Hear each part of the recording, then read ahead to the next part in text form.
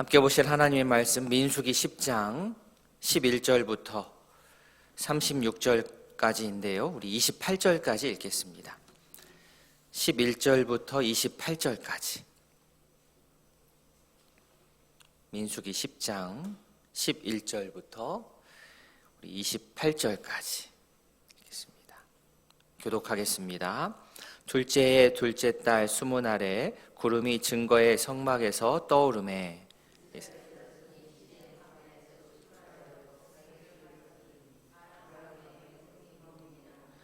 이와 같이 그들이 여호와께서 모세에게 명령하신 것을 따라 행진하기를 시작하였는데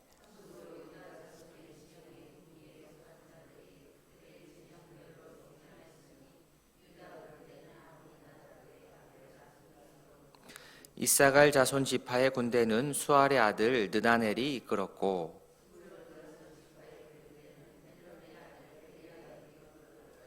이에 장막을 거듭해 게르손 자손과 무라리 자손이 성막을 메고 출발하였으며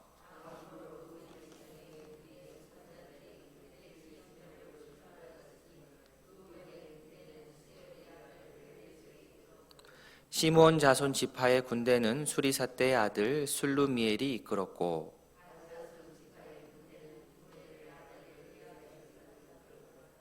고아디는 성물을 메고 행진하였고 그들이 이르기 전에 성막을 세웠으며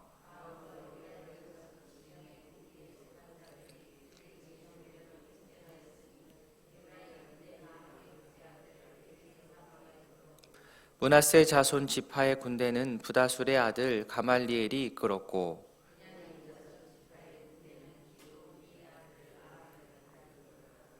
다음으로 단 자손 진영의 군기에 속한 자들이 그들의 진영별로 행진하였으니 이 군대는 모든 진영의 마지막 진영이었더라. 단 군대는 암미사떼의 아들 아히에셀이 이끌었고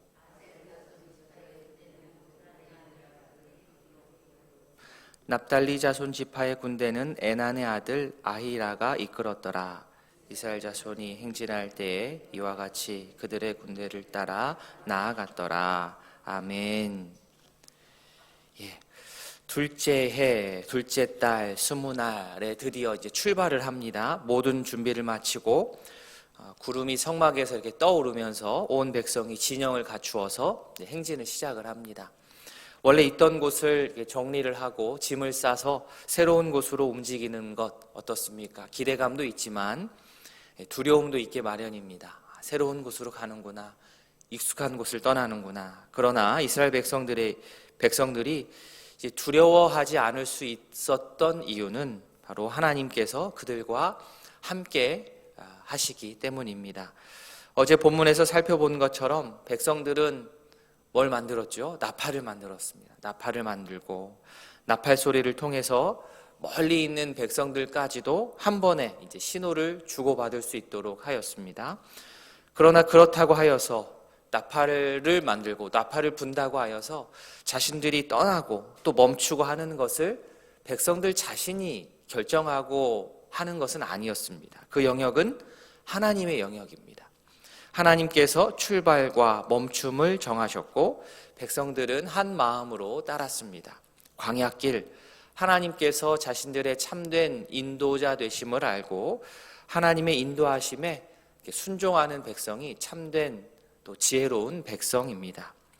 마찬가지로 광야와 같은 인생길을 가는 우리에게 참된 평안과 안식을 주시는 하나님을 믿고 따르는 우리 모두가 되어야 되겠습니다. 하나님께서 떠나라 하면 그래 떠나는 것이고 멈추라 하면 멈추는 그러한 순종하는 말씀에 순종하는 주의 백성들이 되기를 원합니다.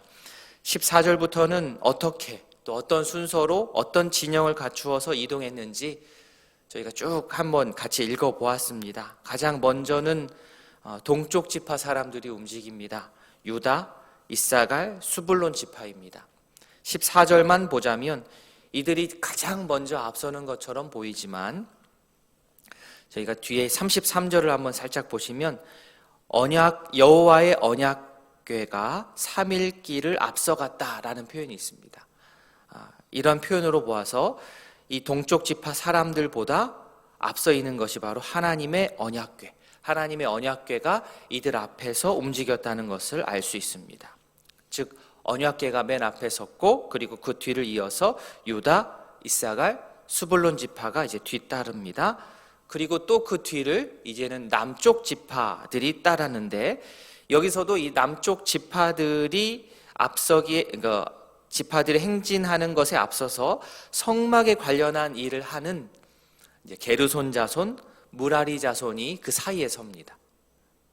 아무래도 하나님께서 멈춰라, 딱 그 멈춤 지시가 딱 떨어지면 그곳에 이제 성막을 딱 세워야 되지 않습니까? 그래서 이들이 되도록 이 앞쪽에서 행진을 했던 것으로 보입니다.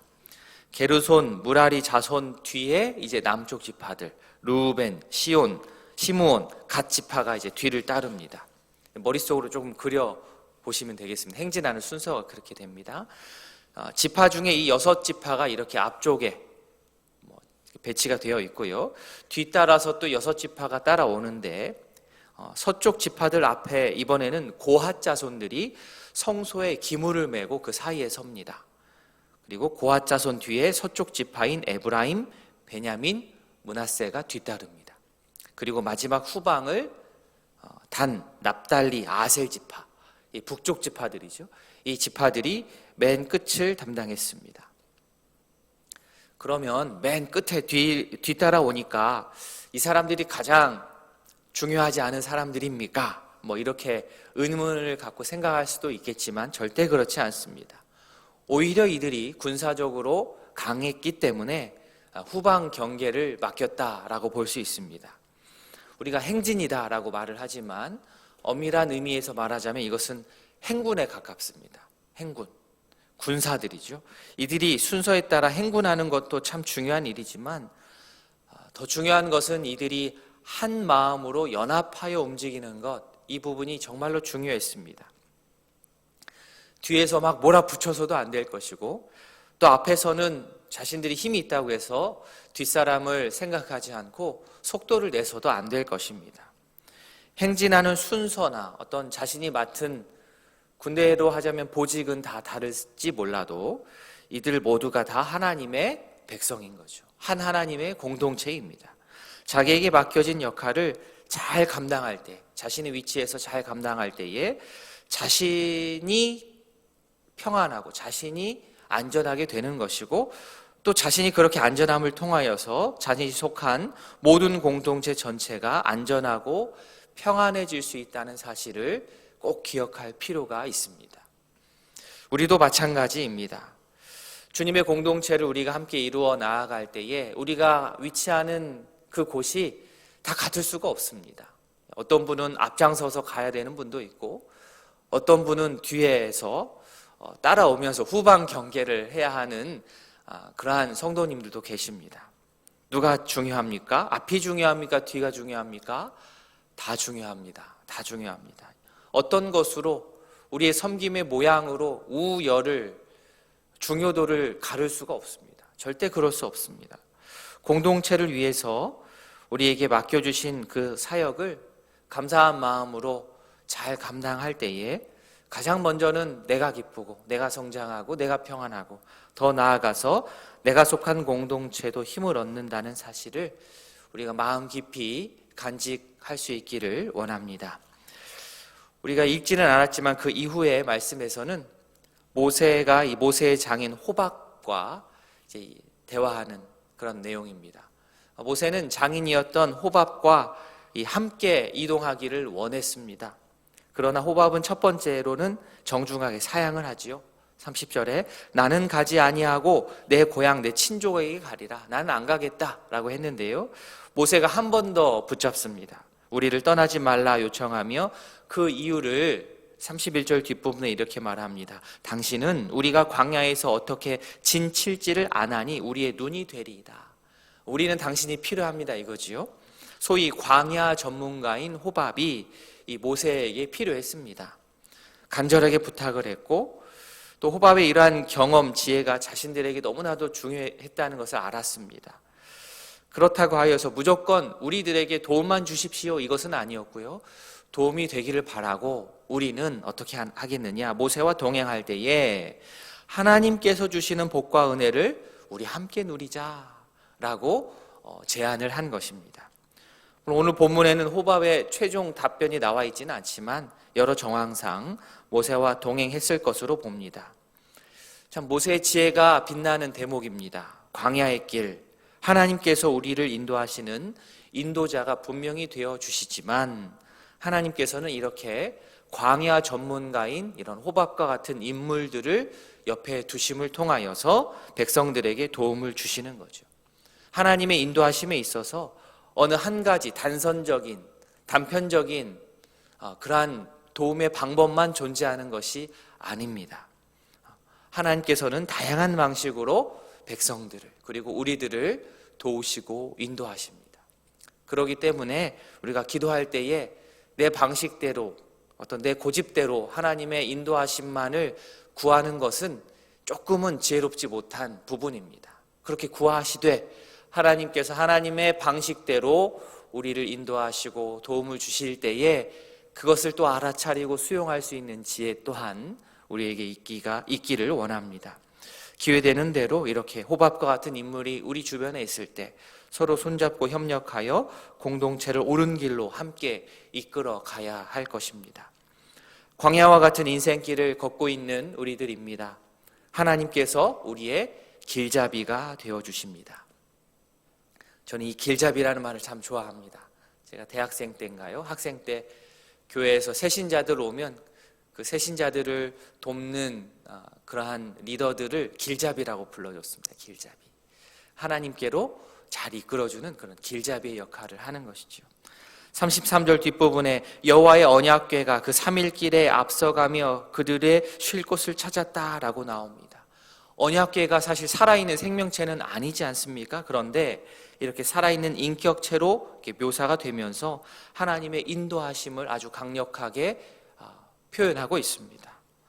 하나님께서 앞장서십니다. 하나님께서 백성들과 우리와 함께 하시고 우리의 앞서서 행하십니다. 바라기는 우리 앞서 행하시는 하나님 아버지를 의지하면서 날마다 주님의 도우심을 구하면서 광야의 길을 우리가 두려움 없이 하나님과 함께 동행하며 한 발 한 발 걸어갈 수 있는 주의 자녀들 다 될 수 있기를 진심으로 소원합니다. 아멘. 말씀을 기억하시면서 우리 기도하고 우리 함께 기도할 우리 가정들이 있습니다. 우리 김성자 우리 권사님, A 권사님 말씀 순종하며 기도하는 삶, 가족 건강과 평안, 손자, 손녀의 진로를 위해서 우리 함께 기도하기를 원합니다. 우리 김기수 권사님 가정, 하나님 함께 하시는 가정, 가족 건강과 화평 위해서 우리 유원표 집사님 앞길 인도하실 수 있도록 거듭남 삶 주시옵소서 기도 제목 주셨습니다. 또한 우리 주변의 환우들의 건강 회복을 위해서 또 오늘 수요일입니다. 수요 저녁 기도회를 위해서 함께 기도하는 시간 갖겠습니다. 기도하시겠습니다.